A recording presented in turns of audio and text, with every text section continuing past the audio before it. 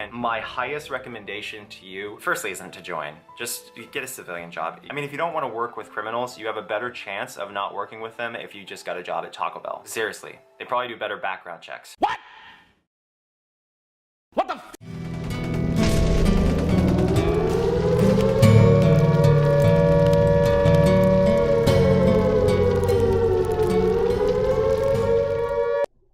Hey guys, how's it going? I know, I'm shocked too. Another reaction video. This time it's gonna be a little different though. I mean, I did find this the same way I found the last video that I did a reaction to. But I did it through Angry Cops. Cops this time. I know I kept messing up and saying Angry Core, but it's Angry Cops. He did a reaction to this video as well. This time it's gonna be a little more different, however, because last time I was just kind of adding my own 2 cents to what he already had. In this sense, I guess I'm doing the same thing this time, but this time I'll have more knowledge and information because Angry Cop did it as somebody that was in another branch of the military, whereas I'm in the Air Force. So he did an overall military point of view of what this guy Onions has to say, or Onion, his YouTube channel is Onion Speaks, but Speaks Out or something like that. But before I get started on this, I'm gonna make sure it's very well clear. He ends up talking about depression and suicidal thoughts and some tough times he went through. Now, I'm not going to downplay his depression or suicidal thoughts. Yes, I will admit there are people who do those things for, or make those claims for attention. I'm not going to say he is or is not doing this. I won't even joke about him doing this for attention or not. But what I will say, and the reason why I'm saying this is suicide and depression is a big thing in today's world. And the Air Force and the military as a whole is not exempt from it. The military is struggling with this. We lose, I think our numbers go up every year. We're losing a lot of people, and that's just the Air Force alone. The numbers are going up every year. So I don't want to joke around with things like this. However, I will most likely be poking fun at him because he does say some pretty ridiculous things, and it's a lot it has to do because he's kind of exaggerating some facts or misunderstanding the situation. From what I understand, he had a very young career in the Air Force. Not degrading anything he did. I'm sure he did some pretty awesome, incredible things for the military when he was in.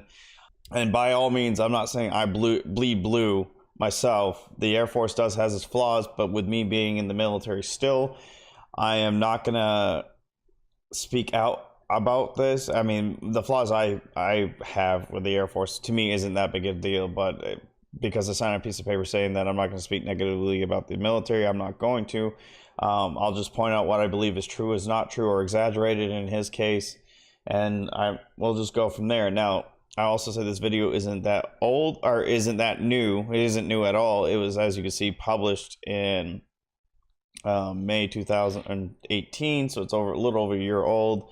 The like to dislike ratio isn't very good. Yes, I did downvote it because I think what he's doing is harmful not only to the Air Force and the military, but it's also harmful to anybody that may be considering a career in the military, and I'm not okay with that. Not yet. It's one thing if he wants to talk about his experiences and give advice about it, but he's doing this to be bitter and negative and just straight out attack it. The military does have a lot to offer for those who are meant for it. And we'll get into that later more. But yeah, the Air Force almost ended my life. I pronounced his name wrong. I'm not even trying to pronounce that, but it's a little exaggerating. I'm sorry. Yeah, the Air Force did not almost end in his life. His depression, his clinical depression he got, and you can argue it's from the Air Force or not. I would be willing to bet there's some other things going on in his life that added to that, but to say the Air Force is the reason why his life almost ended is a little exaggerating. But without any further ado, let's go ahead and get into this. Hey guys, I have something that I should have talked about a long time ago. I've been making a lot of happy videos as of late, and I don't know if this is gonna be the same thing because it's some really heavy stuff.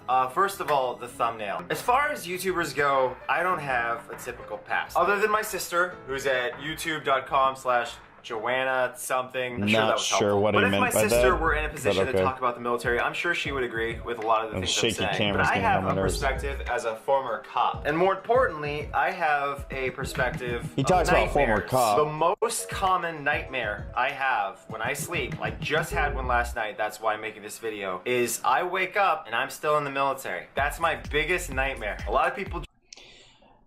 Okay, I'm not trying to discredit the fact that this kid's having nightmares about being in the military still, but the only time I've ever heard somebody in the military say they had nightmares of still being in the military is, in fact, my friend who was in the Navy just joked about how his nightmare is waking up and still being in the military. Now, he did that to be funny, mainly because military life wasn't for him. His story isn't as dramatic as his. It's just the military life wasn't for him. And there's nothing wrong with that, because I am the first to admit that the military life is not for everybody. And that does not make me a better person. It's just not... People aren't physically, emotionally, or mentally cut out to do something like the military. Now, the military isn't this elitist boys club or anything like... And in fact, I think you referenced saying it's a boys club. Or anything like that. The military is a different mentality and mindset, and it is a family of its own if you find the right group of people to be with. And it's the whole mentality is different. When you see someone in the military or recognize somebody else that's been in the military, you kind of know without really saying anything to each other. And then you also know the good ones from the bad ones fairly easy for the most part. Obviously, there's exceptions to the rule. So not everybody's cut out for that kind of lifestyle.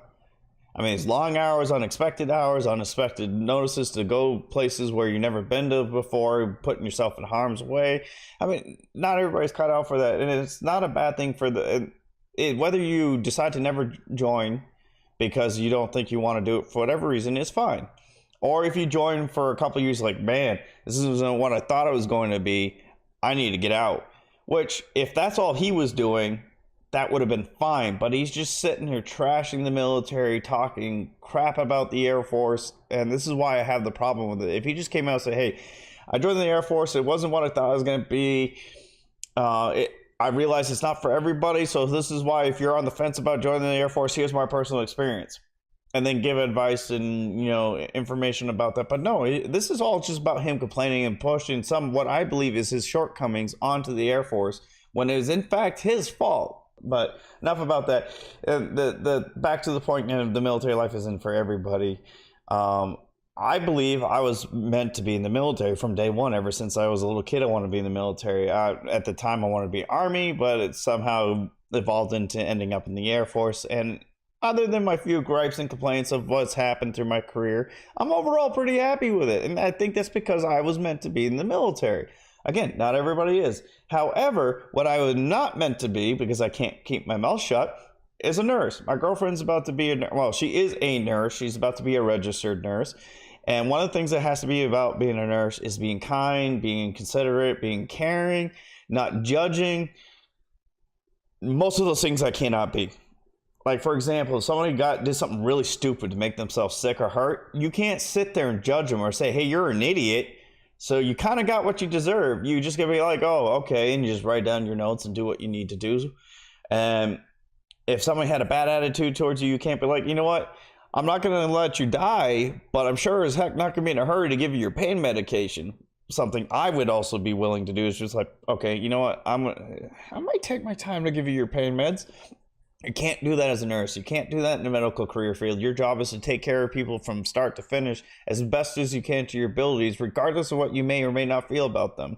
I don't have that in me, especially at least at this point in my life. Maybe it was younger, possibly, but if I had my jaded tendencies now, I guarantee it still would have happened in the medical career field, and it would have been more damaging for me as a career person.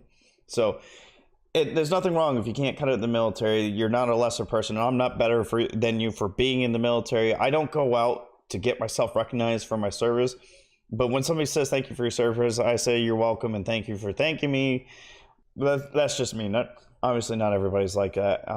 Though those who I do believe go out of their way to put themselves in harm to make sure everybody else is safe, I will be sure to thank them. And days like Memorial Day, which is just a couple days ago, and Veterans Day and Armed Forces Day, I'll be sure to make sure I pay my respects to those who deserve it.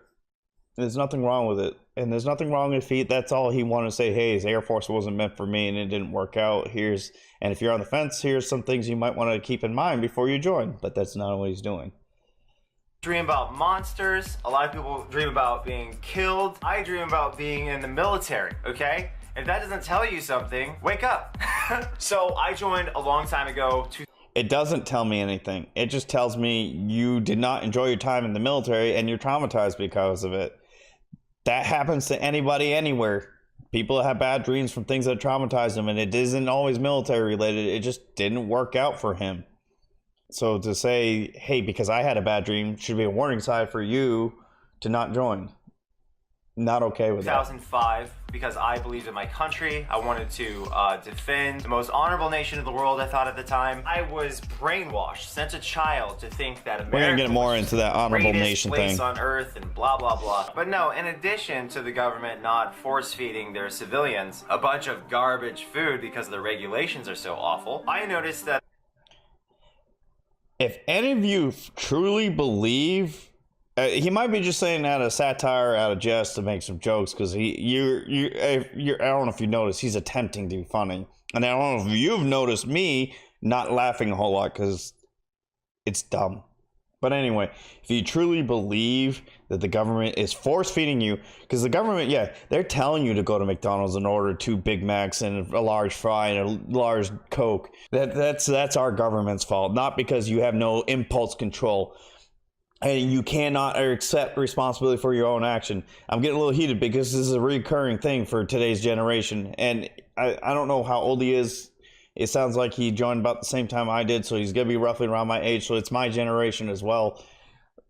Nobody accepts responsibility. It's always everybody's fault. Nobody's making you eat the food. Yeah, they might be poorly regulated. Just grow up and say no. Nobody's stopping you from eating salad for the rest of your life. Lot more open-minded than the Americans I'm used to. I've noticed that people around the world a lot of times are awesome. And yet I was given the impression that everybody else was just a damsel in distress who didn't know up from down, and we were the only competent people on earth. That's what I was trained to think. So that was part of...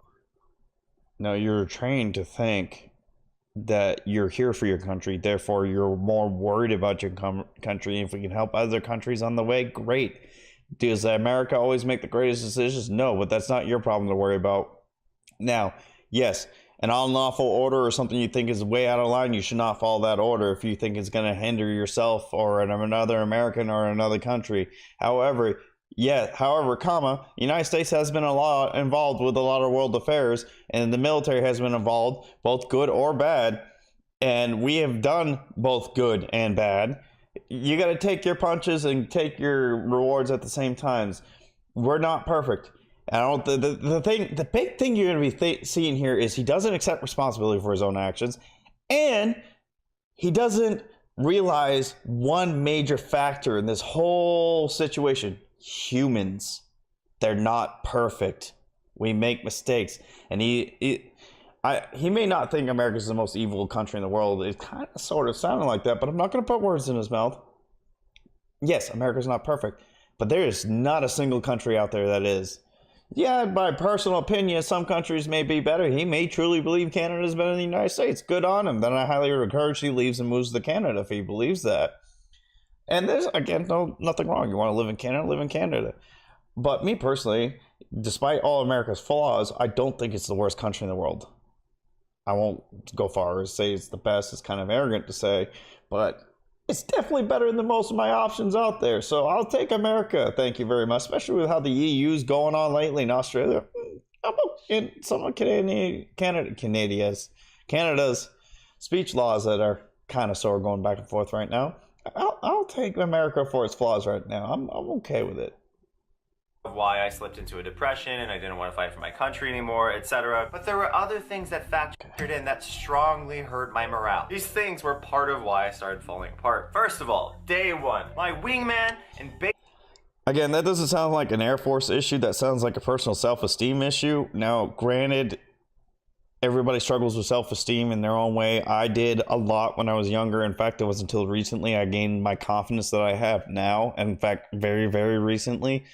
So I'm not going to knock him from his self-esteem issues, but he's kind of projecting on this being the Air Force's fault.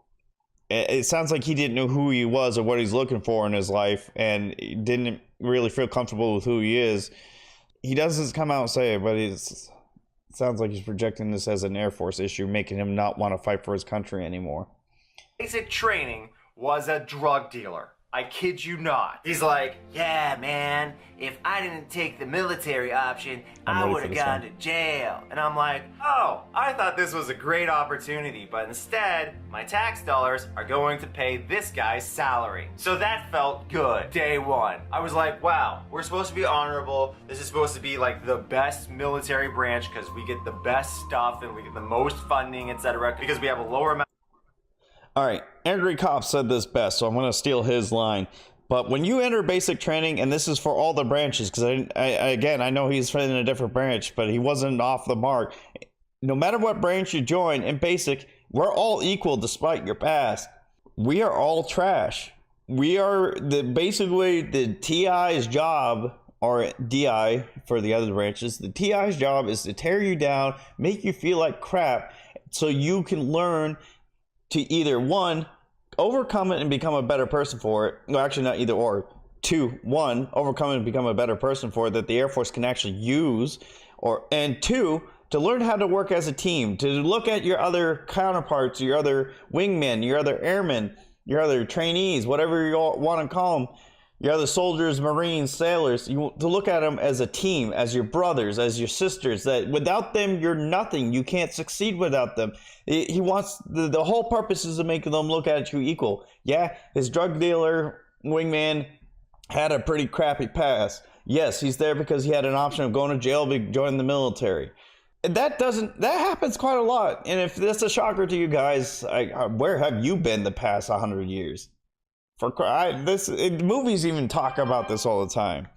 The government does this a lot, and there was a story in here about, I can't remember who it was, in the comments below.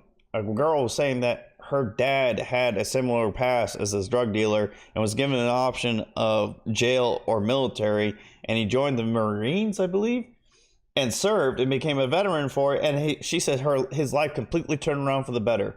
That's why the judges offer things like that, hoping that these minor, depending on who you talk to, these minor infractions of being a drug dealer, I don't know what all crimes he had brought up against him, could have his life turned around.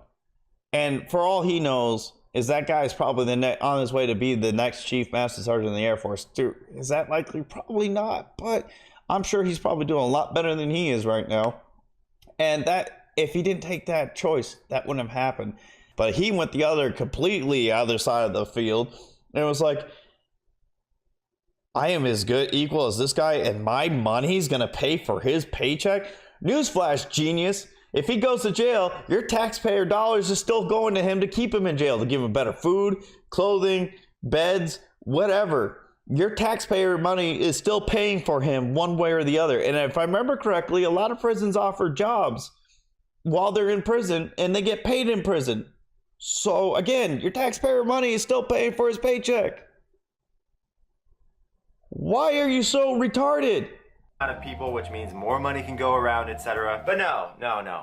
They literally made a guy who was going to jail for distributing illegal drugs. The equivalent of me. The same guy. They're like, you and you're the same. Even though you have never been convicted of a felony and you've never done anything that was super duper bad, and you volunteered for this job, again, we were nothing to those trainers. Who doesn't want to be here. Nothing to them. We had to prove ourselves to them. They didn't care about your past. And sorry, you say he may have killed someone in your life. But anyway, as I was saying, the Air Force is not they wouldn't put murderers in the military. Okay, now before I continue, I want you guys to know none of this is confidential information. Okay, there are movies about how corrupt the military is. It's not new news. And with that being said, there was a drug ring in Osan Air Force Base. It happened around 2007, I believe, where a bunch of security forces troops decided to distribute and consume, I assume through their nose, a prescription drug. So doing that is illegal. You're not allowed to distribute prescription. Again, I want you guys to keep this in the back of your head.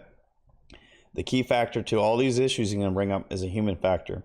You can do whatever you want. Every organization in the entire world, I don't care if it's run by Mother Teresa or Jesus himself, has the bad eggs. It happens. It's unavoidable. We're not perfect. People are stupid. People do stupid things like trafficking prescription drugs. I mean, crying out loud, when I was at Langley, we had Aaron get arrested for snorting oregano.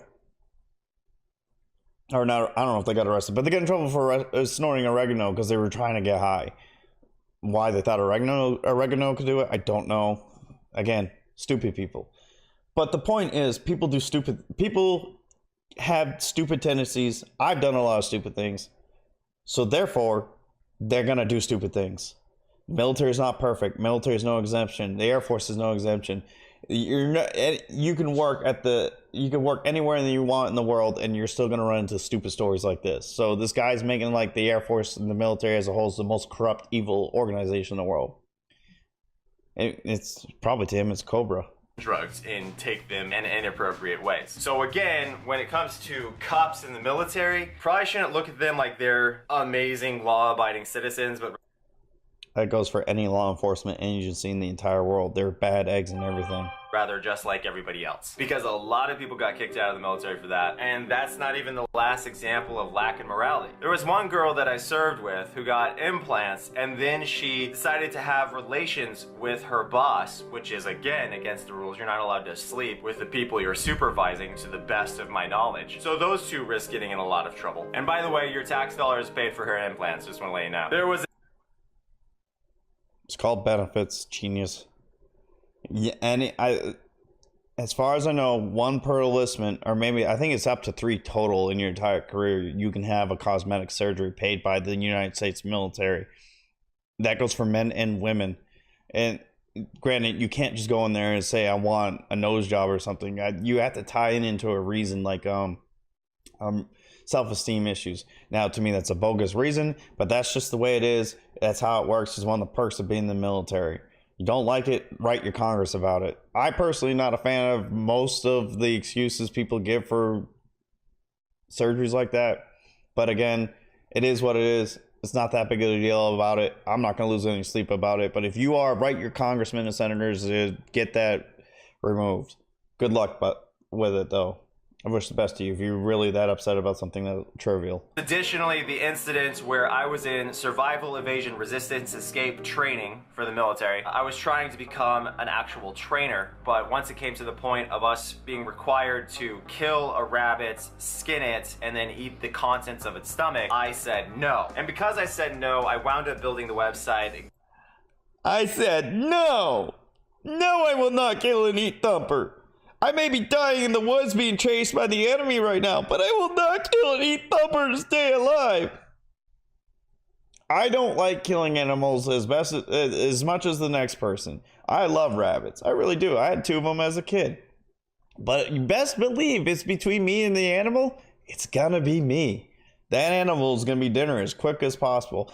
And that's the point of this in training he's talking about, is to learn how to survive in the wilderness while evading the enemy, so you do not get captured and you don't die of starvation, thirst, heat stroke, all kinds of the. And he's leaving all this out of there, by the way. And then he starts this crybaby website about all the horrible things they make you do. You know what? I don't know if you know this. I'm talking to you, Oni's son, or whatever he's called, and anybody else that might think like him. Combat sucks. We're up against people who love to see you dead. And they're not going to care what your personal fifis are, or what offends you and what does not offend you. In fact, if they find out it's going to hurt your feelings, you have to kill a rabbit, they're going to do everything they can to put that in your face to disrupt your mentality so you get caught up in it all and make it easier for them to kill you. In fact, they'll probably butcher a rabbit right in front of you while you're in prison if you end up being a POW. War is horrible. Just because I joined the military doesn't mean I'm hoping for the next major war, like I'm hoping for World War III. I did it so I can help prevent it, and if it does happen, I can do my best to make sure it doesn't end up on U.S. soil, so my family and those I love stay safe. But you're going to run into nasty, horrible things. That's the point of trainings like this, is like make you mentally and emotionally and spiritually and physically prepared to deal with these these obstacles when you come to it. I have not taken SEER training. I have met many people who have. One of my good friends went through SEER training. I have read about SEER training. I thought about being a SEER instructor myself. It is a crappy, hard, grueling training session, but it's for a reason. It's to make sure you can handle hardships when you come across them. And I tell you what, being shot down behind enemy lines, especially when the enemy like we have today, that's as hard as it's gonna get. This trip came back and said, yo, they gave me swamp water to drink. He literally had to empty out his canteen and drink swamp water from Texas while on this little adventure, and it did. He's got to be thankful that's all they made him drink. It's to condition your body to know what to do and what not to do when you're in a survival scenario. It is to let you know what is suitable for drinking, what is not suitable for drinking. I'm surprised he didn't bring this up. When you go through basic training, they throw you in a chamber full of tear gas and force you to take your gas mask off. Why? It's to teach you, 1, that the mask works, 2, how it works, and 3, why you should never take it off in a chemical environment. They're lucky he's lucky we don't nerve gas people. It is to let you know why things are the way the things they are, and it's let you know what to do and what to do and what not to do in scenarios like that. He said swamp water. I guarantee that guy's over exaggerating, and I guarantee he did absolutely nothing to collaborate that story. Apparently, he went through SEER training himself, and apparently, well, he dropped out because he wouldn't kill the rabbit. But he should know that they make you drink water from some pretty questionable sources, so you can know what you can and cannot drink, and what you can handle, what you cannot handle. And what he's also leaving out, they should have been teaching him how to sterilize that water to make it drinkable as possible. They're not going to try to kill you. They know what the limits of the human body, and they got people there trained to take care of you if something comes up that shouldn't have happened. Additionally, he had not only skinned the rabbit, but one of his fellow airmen didn't kill the rabbit before skinning it properly, so it woke up and it ran around the woods screeching. Now, I didn't go on that trip, so my nightmares have nothing to do with it. But if I did go on that trip, you can guarantee I would be shaking. It would have been a horrible sound. Now, while I was in SERE, mistakes happen. The airman wasn't paying attention. The airman didn't listen to the instructor properly. That is not the Air Force's fault. That's that trainee's fault for being stupid. Pay attention to your instructor, especially when it comes to something as important as keeping yourself alive in a hostile environment.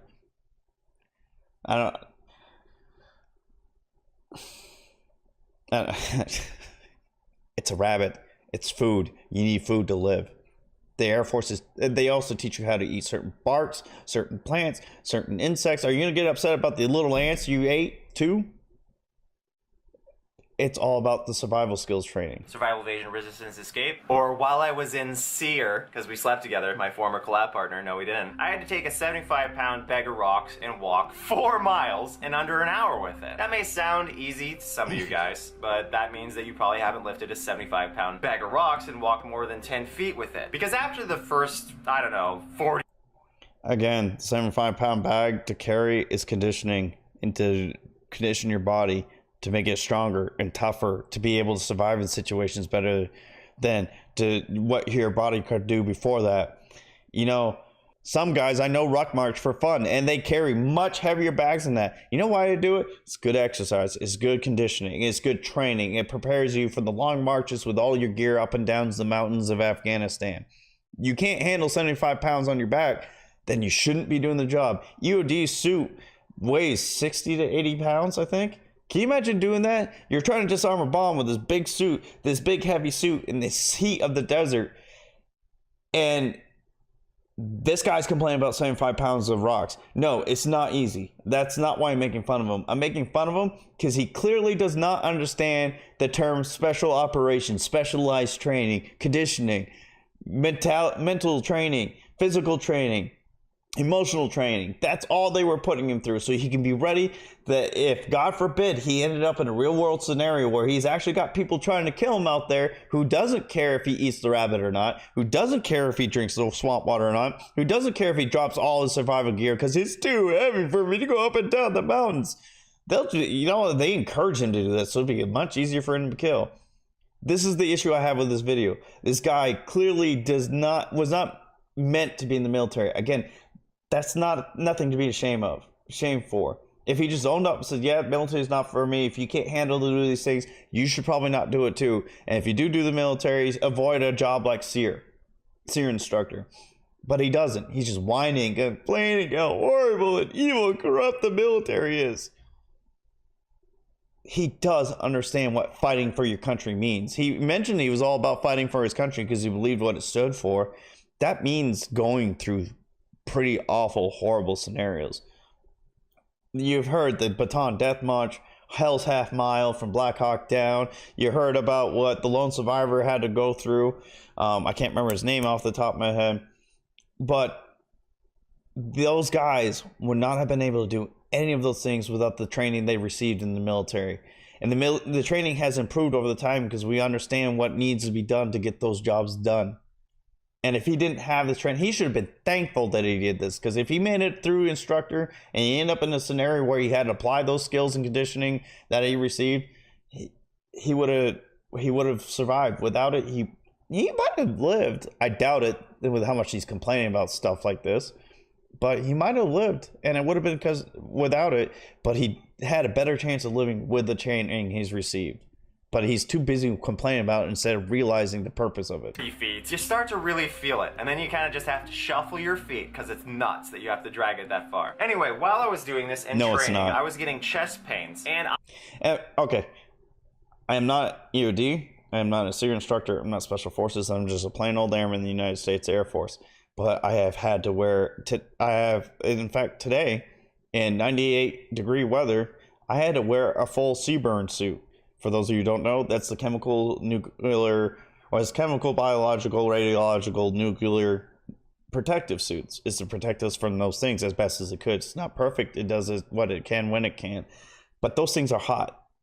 And in a normal condition, in a normal chemical environment, you would have to wear that, your helmet, and your body armor, and carry a weapon, and carry any other gear you're supposed to carry. That stuff is going to add up and get heavy. I think the most I've carried in my career for an extended period of time is about 50 to 60 pounds.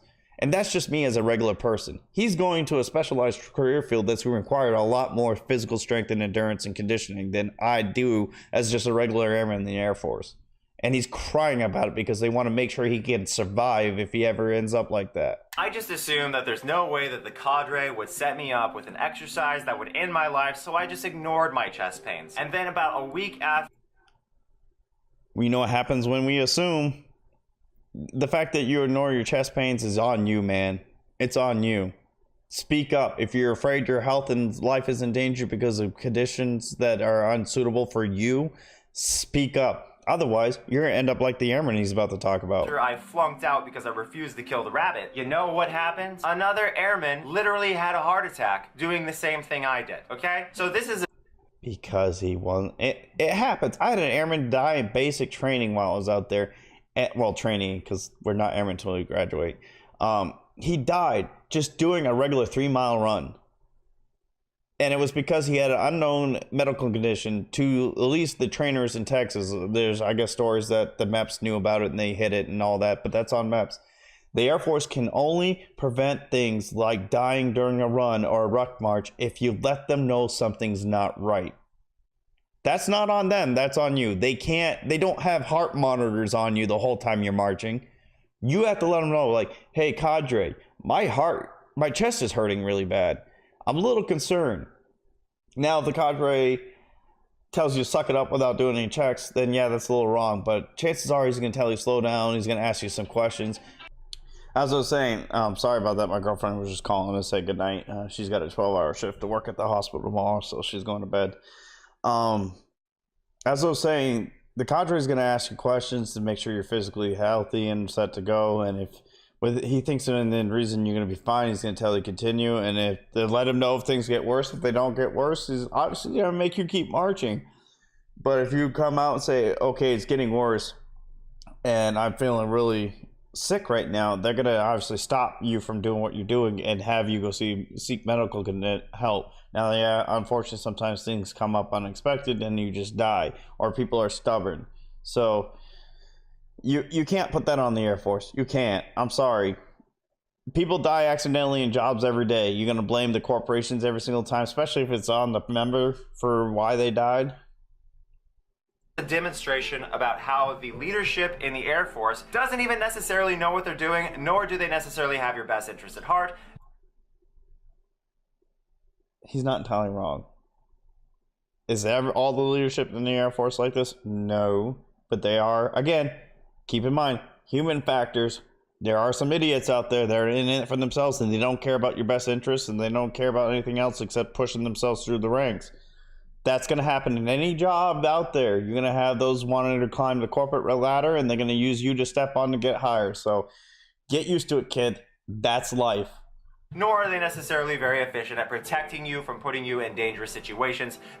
Did he say they're not very efficient at protecting you from putting you in dangerous situations? Now I'm assuming he's referring to the ruck march scenario. But you are in the military. Generally, granted, people argue we're the chair force and we don't do things like this. Generally, our job is to go into dangerous situations so others don't have to. And with you being a SEER instructor and an MP or security forces, you're going to be one of the first ones into dangerous situations there, buddy. I hate to break it to you, little buddy. Now, I'm assuming he's talking about unavoidable dangerous situations. Again, human factor. There's some boneheads out there. Yeah, they're going to be just like that. But overall, the Air Force is really big on safety. And if there's any complaints of you think your leadership's being unsafe and putting you in an unnecessary risk scenario, you can make a complaint. Now, again, having to carry 75 pounds of rocks up a hill is an unnecessary risk. That is a necessary risk to toughen you up, which apparently it failed. Due to their own incompetence. Another example of something that frustrated me about the Air Force is something that a lot of you know about. I was given an order not to clean any airman's posts by a lieutenant colonel. He said, no person on the relieved to duty squad will clean anyone's post. And this is, of course, after I went through my whole depression phase. And I was on the relieved to duty squad because I was suicidal as a result of all the treatment that I had endured and all the horrible corruption that I had seen. And, of course, my loss in faith in my entire... Horrible corruption you've seen. That's, again, life. Look around you. This world is corrupt. There are corrupt people in it. The military is no exception to the rule.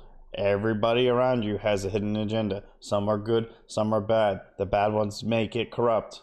Entire freaking country. Because almost everything I was told about my country was a lie. But no, I was told by a lieutenant colonel to not clean anyone's posts. And so I stood by that rule. If someone told me to clean their post, I'd say, no, I'm not gonna clean your post. That's not my job. The lieutenant colonel said it's not my job. Well, one day a senior airman told me to clean people's posts, and I said, actually, the lieutenant colonel told me not to. So I'm not gonna listen to you, senior airman, because you don't outrank the lieutenant colonel. And then if he said it just like that, disrespectful. Now, it's a senior airman, he's a little pissant anyway. So if senior airman came crying to me about something, I would just kind of roll my eyes because they generally get power thirsty anyway. But it gets worse. Went and ratted on me to a lieutenant. So a lieutenant came over and said, you got to do this. I saluted him. I said, no, I can't do that, lieutenant. You're not a lieutenant colonel. A lieutenant colonel is higher ranking than you. So then they took me. There it is. I'm not really sure why the senior airman went to a lieutenant, and the next step is going to be a senior master sergeant. He's going to have basically the same response to the senior master sergeant. Now, again, we're going off what he's saying, and if he verbatim said that to the lieutenant, the paperwork is no longer whether or not he's disobeying an order from the senior airman and obeying an order of a lieutenant colonel. The paperwork's now because he's being a douchebag.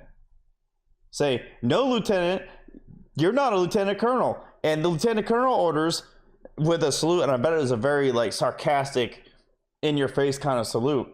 No, what he should have said, sir, Lieutenant Colonel so-and-so told me this is what I am or am not supposed to do. If orders have changed, I was unaware of it. But until I am told otherwise by Lieutenant Colonel so-and-so, or you have proof that Lieutenant Colonel so-and-so wants it done this way, I'm going to continue doing what I'm doing. And then he would have been protected. And if Lieutenant Colonel backed out on his word, he can go to IG, he can go to MEO, he can go to all kinds of people. The first sergeant, he can go through all kinds of people to write up his formal complaint. And then once the investigation concludes, which I have a feeling would not end in his favor the way the story is going, the paperwork would have been thrown out the window, and those who needed to be would have been disciplined for abusing their authority. me to a senior master sergeant, and the senior master sergeant says, we're gonna write you up with a LOR, letter of reprimand. And I'm like, you're a senior master sergeant. I take the highest level order until that highest level order is changed. His response to the senior master sergeant was highly inappropriate and unprofessional. There's a right way and a wrong way to do it. And I have very unprofessionally responded to people before, but that's because I knew what risks I was taking, and I was willing to accept the results of those risks if they went poorly. Apparently, he was not. So you got to pick and choose your battles. Apparently, he fought every single battle he could, and he lost because he's in the wrong. I'm assuming, since the senior airman's telling him what to do, he's an A1 senior airman or an airman basic, which he doesn't have on here because it doesn't have a rank or a stripe. He's in the wrong. He's in the wrong. Mouthing off like a douchebag, you're in the wrong. Especially at that low of a rank. You have no pull or room to move on here. I don't care what you're going through. You do not lose your military bearing. By someone of equal or higher rank, and when they proceeded to writing me up anyway, I took off all of my clothes. And why did I guess maybe that's what I've been doing along in my career. Every time things don't go my way, maybe I need to start taking off all my clothes. He taught me something. Maybe that's why I haven't been promoted in a while. Did I do this? I don't know. Maybe I was constantly treated like someone who was on probation without doing something wrong. Okay, because the moment you enter the military, you're on probation. You guys don't know this because you haven't been briefed. No one's been honest with you about the military. But you are literally on probation the moment you enter the military. That means you do a number of things wrong, and you tell you day one at basic training, you are on probation. They don't use the word probation, but they essentially tell you, you're a pissant. You must prove to us why you are not a pissant. Until you do so, you're still a pissant. And that goes all the way up. Now, airmen get actually a little more wiggle room than anybody above senior airmen, because they're just an airman. They're still trying to figure out the Air Force. Now, if his mouth is really the way it is now, when he was talking to these higher ranking officials, they probably like, you know what, that whole he's just an airman doesn't apply here because he's a douchebag. So, yes, he's not wrong. If you, for some reason, believe you're going to be the golden child the moment you graduate basic training, you might want to get yourself checked or get off whatever you're smoking, because you're not. People's lives are going to be affected by what you do or do not do in your entire military career. It doesn't matter what job you're doing.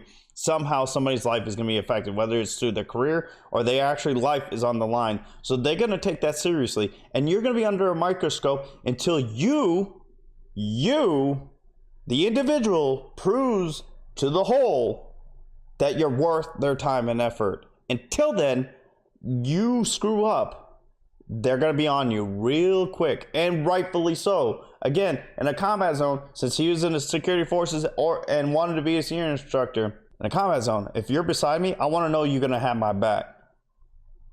And if I hear you're nothing but trash since day one, I'm going to want to be nowhere near you. Military is pretty serious business, people. You think it's one big party and one big game?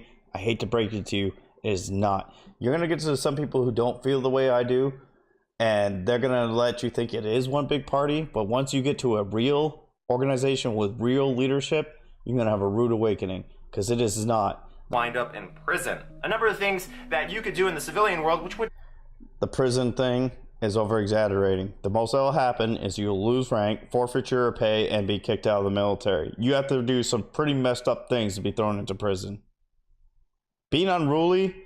Now, he might have been thrown in prison. He talked about being suicidal. You get put into what's called suicide watch, where you're put in a room, usually in a hospital or a facility suited for such situations, where they monitor you constantly and you cannot go anywhere without an escort. Why? Shocker, they don't want you killing yourself.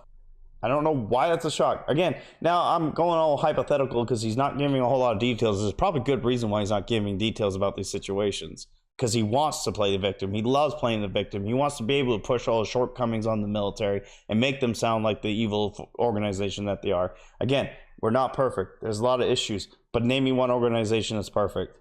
Never put you in prison. If you do it in the military, you'll wind up in jail. So this on your mind, you're obviously on probation, because it's like you just got out of jail, and there's things that you'll go to jail for that normal people won't go to jail for. And so We sign on a dotted line. We forfeit a lot of our rights. We're not treated like civilians because we are no longer civilians.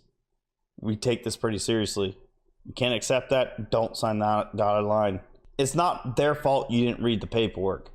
They tell you what you need to read all the way through basic. If you refuse to read those things, the USMJ, all the AFIs, the AFMANs, the Oath of Enlistment, everything. They give you a bunch of stuff to read. If you don't read it, that's on you.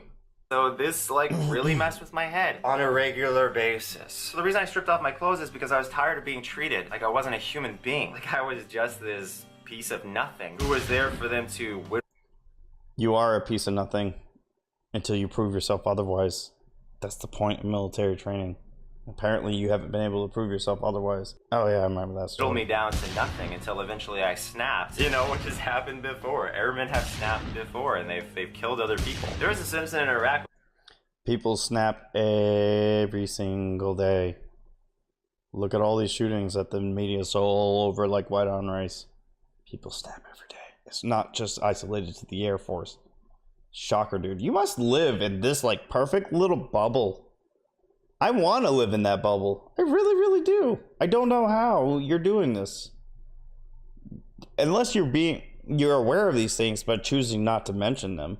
Where someone just straight up ended their own life, and it like mortified so many people. And that's because this is a really depressing place, the Air Force. Like people say, oh, it's the best branch to join. Yeah, if you're a pencil pusher, if you don't actually have to work for a living. But the cops, they are the worst treated people in the whole damn thing, other than maybe just select few ask a flight line mechanic, one of the maintainers, and ask if they feel the same thing. In charge of him, let him drown. He was trying out to be special.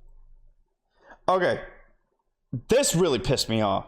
Jobs like pararescueman, you guys missed it because I was talking, or maybe you didn't because you got really good hearing. He just talked about someone he knew that was forced to drown in the Air Force, and as you see for the record, they brought him back with CPR. It was airman. I don't know why he's putting his name on there. Hopefully he got his permission. Brought back with CPR. Pararescuemen, specifically, I know, maybe all special forces in the Air Force or military do this, but it is part of their training and conditioning. They will force you to drown. It is, anybody that's been in those career fields or knows more about it, I'll look it up and maybe provide an article about it. But it's part of the conditioning and training. One is to teach the proper procedures for CPR, and two, I'm sure there's something that to do with the individual being drowned. But everybody has to do it. It's nothing special. You're going into the special forces, the best of the best, because you're going to be put in the absolute worst situations to get the job done. They want to make sure you can do it because a lot counts on you accomplishing your mission. So they're gonna put you through some pretty crappy situations. I bet he didn't touch base on the Navy SEALs that get put in the ocean holding up logs and doing flutter kicks as the tide comes in. EOD, I've heard, down in Pensacola when they get training, they have to do push-ups and sit-ups and all that stuff as the tide comes in. It's part of conditioning training and mental training and physical training. It's to get you mentally and physically ready for the absolute worst that's going to happen to you. Because I promise you, the enemy is not going to be as sympathetic as the military is, and they're not going to give you the breaks that the military does. What he's not telling you in pararescue, if I remember correctly, they tie your feet together and your hands together and drop you in the water. You got to figure out how to get up and keep getting air in that situation. Now, again, I don't know the exact details because I had no interest in being a pararescueman because, hey, no shame in it. I knew I was not mentally and physically cut out to be a pararescueman, which means I have a lot of respect for those who do, which he does not have the mental capacity to do. I'll just leave it at that. Forces, like actual special forces. So the Air Force will let you die. They definitely will. They will let you die when you're not even in combat. They don't take care of you. They act like they do, but they don't. Like, for instance, when I... Ask somebody in the Army, Marines, and Navy what they think about how the Air Force takes care of their people. We take care of pretty well, buddy. I mean, we're called the Chair Force for a reason. Said I couldn't kill a rabbit. I said, hey, you guys are cross-training me from seer to another career field, and I got kicked out of seer because I couldn't kill a rabbit. Please don't put me in a career field where I have to kill something. That's what I said. And you know what they did? They made me a cop, which means the guy who shoots people. And I was just like, oh, you gotta be kidding me. Nobody's this insane. But they are. The Air Force is full of maniacs. Like, there was this guy. If you were against killing things and people, should have signed on your enlistment paperwork that you're a conscientious objector. There was many times I remember, and this was 14 years ago, where I had a chance to say I am against holding a firearm, carrying a deadly weapon, and killing people. That makes you a conscientious objector, in which case the military would do their absolute best to put you in a career field where you will not have to take another person's life. I don't know if you guys seen that movie, Hacksaw Ridge. That guy, mad respect to him. Conscientious objector. I know the people make fun of people that conscientious objectors, but mad respect. I couldn't do what he did. And he did it without picking up a gun and firing a single round. I would have been shooting left and right nonstop and wouldn't have had a care in the world. But that's me. This guy was using it as a cop-out.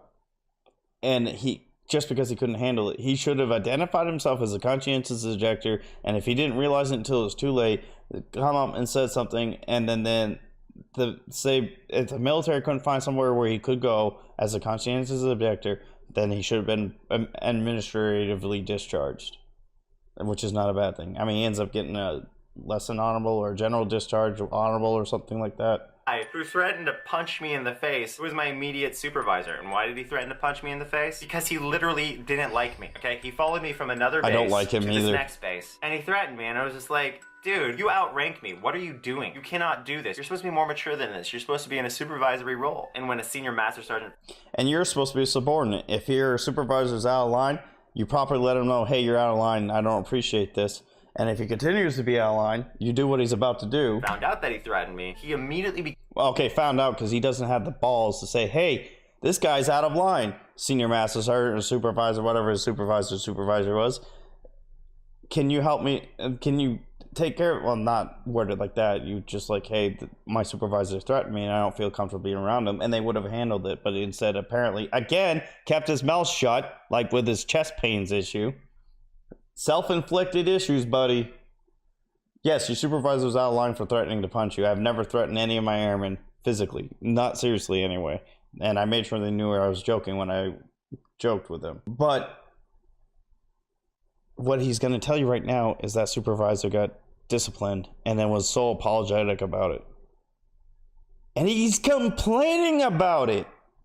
He got what was supposed to happen. The supervisor was out of line for threatening to punch him in the face. He got in trouble for it. And he apologized for it, but he wants to complain about it because the Air Force dealt with the issue. How could anybody take his complaints about the Air Force seriously at this point? He spews utter nonsense and garbage. He's so misunderstanding of the military. He's so misunderstanding of the Air Force. His facts are all misconstrued. And he's all caught up in his fee-fees and personal opinions. If he just said, hey, you know, man, military's not cut out for me. I don't think I'm going to re-enlist. And if I don't think I can handle it through my re-enlistment, let me talk to my supervisor, my flight chief, my flight commander, my first sergeant, the chaplain, mental health, MEO, IG. Let me talk to somebody and they'll help you get out. But you know what? He'd rather whine and complain about it so he can do these videos and get his views. Now I'm adding to his views by doing a reaction video, but whatever. Became so apologetic, so professional, so incredibly nice to me. He was actually practically my bro after that, and I just thought that was so interesting. How it took him being told on to become a decent person. Regardless, again, human factor. There are idiots and douchebags all over the world. Becoming a member of the United States Air Force doesn't immediately erase all of that. You're going to run into them. I have ran into my fair share, and I know when I get out of the military, hopefully when I retire, I'm going to run into a whole lot more. The only difference between the military and the civilian world, if I don't like the job and the people I work for, I can quit. Military, you can't really quit. It's a lot more work. I know I just said there was ways that people can help you get out, but it's a lot of work. Civilian world, you know what? I quit. Good luck finding another job easily on the outside unless you're highly qualified and skilled. Good aspects of the military, like they have decent grocery stores and good aspects, decent grocery stores. This guy's whole viewpoint on life as a whole must be just this utter mess. This absolute mess. I hope he's a career YouTuber because that way he can live in his perfect little bubble for the rest of his life. But if you want to be treated like an adult while being in the military, we couldn't even drive in South Korea. Like, we weren't even...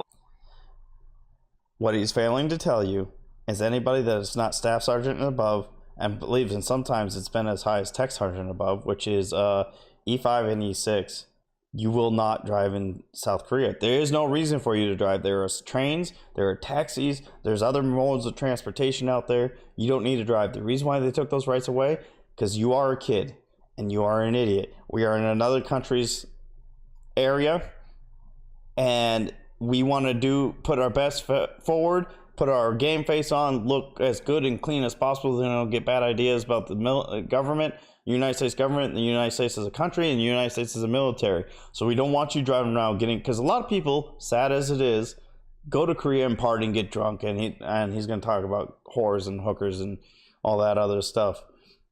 And people get messed into things. So they're taking out another factor that can make this situation worse. And in fact, it's almost happened in Japan. And the reason why is people kept getting drunk, and airmen were driving through storefronts, wasted. Airmen were killing people by running into them. A Marine killed somebody when I was deployed to Japan a couple of years ago. And that causes tension between the United States and the host nation. We don't want that. Like it or not, you work for the government. Like it or not, you're in a political position. You have to act as such. And if you can't act as such, the military is going to play it safe and take your rights away. They'd rather save face and punish the masses for one idiot's mistake than have that one idiot ruin forever, like absolutely ruin for the entire country / government / military. Mind-boggling, this guy's ignorance.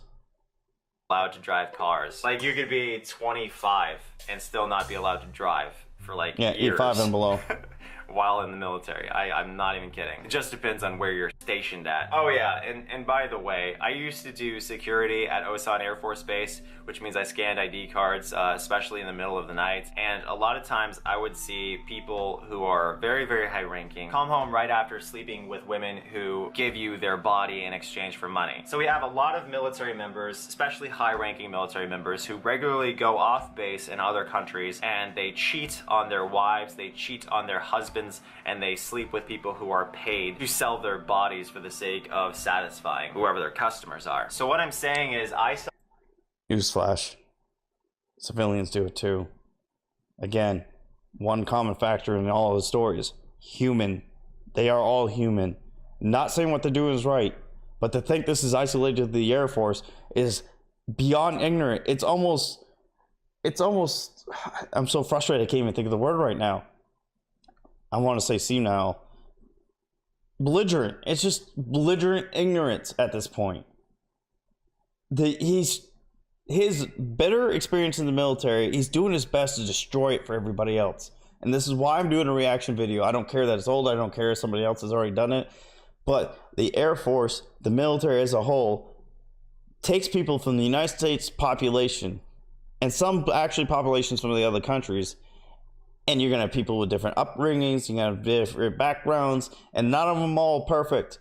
And just like the civilian world, there are losers, there are murderers, there are rapists, there are sex addicts, there are drunks, there are druggies, there are everybody. And they end up in the military. The military does a pretty good job, I think, personally, to keep most of them out, but they do find their ways through. Now, I know I talk about the drug dealer that was arrested and given the option of prison or military, but if he was not able to conform, he was out pretty quick. I guarantee you that. But if he was able to turn his life around in basic and tech school, he's probably got a very prosperous career right now. But the military as a whole does a decent job at getting rid of people that are troublemakers. Now, there are some situations that it's not always the case. I've seen some personally, and I just roll my eyes and like, how is this a thing? But it is a thing because, again, human factor. More corruption and more illegal activity within the military than I ever saw in the civilian world. And because you're more aware of it now. You just said yourself, you're at a gate late at night scanning IDs. You're more aware of it because you're put in that situation. So, and as a security forces, surprise, surprise, since you are the cops of the Air Force, you're trained to look for things like that. Technically, he should have reported all that because, you know what? Cheating on your spouse is illegal in the military. Punishable by as far as in the UCMJ, so that can be anywhere from being demoted, forfeiture, or pay, and kicked out of the military. As security forces, it was his job to report it. I guarantee he didn't report a single one. And he's going to be too busy whining and complaining how corrupt the military is. If something's corrupt and you want it to stop, you have to do something to fix it. You can't expect the next person to do it. Otherwise, you have no room to complain. Sorry. All complaints are null and void at this point. And just because someone came to the gate late at night doesn't mean they're sleeping around with prostitutes. There's one time in Japan I came home pretty late, and it was because I just drove around Japan in my car with my friends, and we got lost, and I didn't get back till like 3 o'clock in the morning. It was another time I was in Tokyo for New Year's Eve, and the train that goes to the town that my base was in stopped running after midnight, so I had to stay in the Tokyo area until that train was up and running. Didn't sleep with a single girl then. Ask you, these people who are out there sleeping with call girls, those people who are out there setting their own troops up to die, and not even in combat, like literally on base. These people who are so... I personally recommend that we just make the military 100% criminals, because that would work real well. Let's send a bunch of convicted felons, murderers, rapists, drug lords, and drug addicts to our combat zones and see how that works out for everybody. We're already complaining about the few that screw up in the combat zone and kill civilians, and the ones that are complete degenerates and do nasty, horrible things. You think that's going to be better when you convert the entire military force into criminals? This guy is just completely off his rocker. I wonder if he took his meds this morning. I know I said I wasn't going to make fun of his depression, but there's something more wrong than just depression here at this point. He cannot accept fault for his mistakes. And it's just driving me to the absolute roof. This is quickly becoming one of my biggest pet peeves right now. Accepting fault for your mistakes. For crying out loud, man. Grow up. Life sucks. Things get hard. There are bad people in it. You got to do your best to get control of your own life and make the best of it. Yes, I went through a lot of the same things he did. But you know what? It wasn't as horrible for me as he is, because I learned how to deal with it. And I also understand the purpose of some of these things. Like I said, being in full Mach 4 gear in 98-degree weather for over 2 hours today. But I knew why it had to be done. Because again, we're not going to be able to say, hey, enemy, the temperature hit above 75 today. Can you not drop chemical, biological, nuclear radiation on our base? Thank you. We don't want to wear suits in the heat.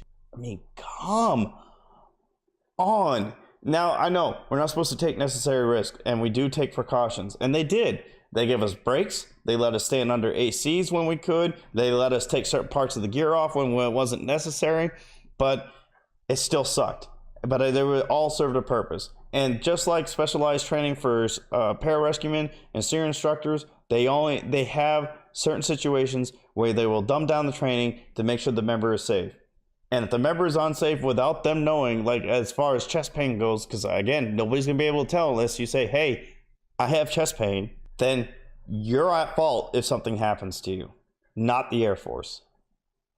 Grow up, accept responsibility about it. Stop telling other people something is as horrible as it is when clearly you're so jaded that you can't think straight. Find it personally really, really offensive that you would want to take a 17-year-old or 18-year-old high-hoped, I love America, wonderful kid and pair them up with a bunch of monsters, because that's what they did with me. I had not committed a crime in my life, and I was a goody two-shoes, high-speed, awesome airman until I started realizing how much corruption there was in the military. Like, there's a reason so many former military members wind up being totally nuts, and that's because that is a crazy-making machine. Anyway, most of the people that end up totally nuts have been combat veterans. They've been through very high stress, high speed, and a lot of dangerous situations. And they have the right to be nuts. They've seen some pretty nasty, horrible stuff.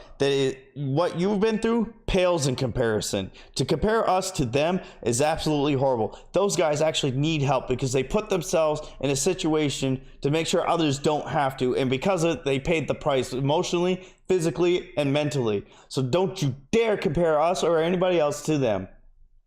They gave a lot more than you do. And if you can't accept that fact that you're not strong enough to do this, again, there's no shame in it, but when you start whining and crying, there's a lot of shame in it because you're a disgrace, in my opinion. The fact that you wore the same uniform as many people who gave their lives or gave everything they have, and maybe not necessarily their lives, is just disgusting to me. To think that everybody else is just like them. And yes, there are some nut jobs out there, but again, there's nut jobs everywhere.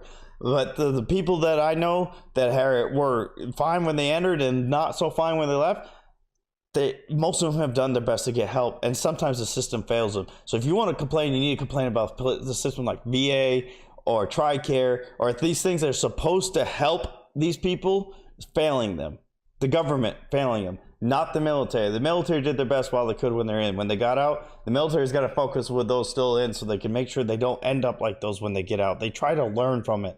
They do their best. We're not perfect. We make mistakes. You have apparently made a lot of mistakes. That's why you're here crying on YouTube about your experience. I feel bad for a lot of airmen because I saw a lot of people broken by the system. I saw a lot of people broken by the corruption. Their sense of justice in the military is so much worse than the civilian world, and I don't even need to start talking about how it felt like I was in a cult.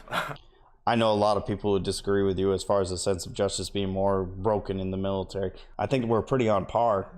All the way through PMT and even onward after that, considering how often they isolate you from society, they break you down, it's a different they try family. to tell you who you are, and they mentality. do so much of what they can. You have to be a cult/family to survive. The person in the field, when you're being shot at, is supposed to have your back. You're supposed to be able to trust them like their family. If that's a problem with you, I don't want you by my side. I hope they send you on a solo mission. Destroy every single piece of you that you knew when you were younger. So that was my experience. I'm sure there's many other experiences. I don't know if you know this, buddy. You're supposed to stop being a kid at some point in your life. That innocence is going to be ruined by one thing or the other. It's up to you how you handle it and grow and learn from it. Experiences which are so much more optimistic. But my point is, there's a reason why I still have nightmares to this day. The greatest nightmare. I would rather die than rejoin the Air Force. So understand me when I say this. If you're a person who's thinking about joining, just understand my highest recommendation to you, firstly, isn't to join. Just get a civilian job. I mean, if you don't want to work with criminals, you have a better chance of not working with them if you just got a job at Taco Bell. Seriously. Did you just hear that? If you don't want to work with criminals, you have a much better chance at working at Taco Bell. Does he think before he speaks?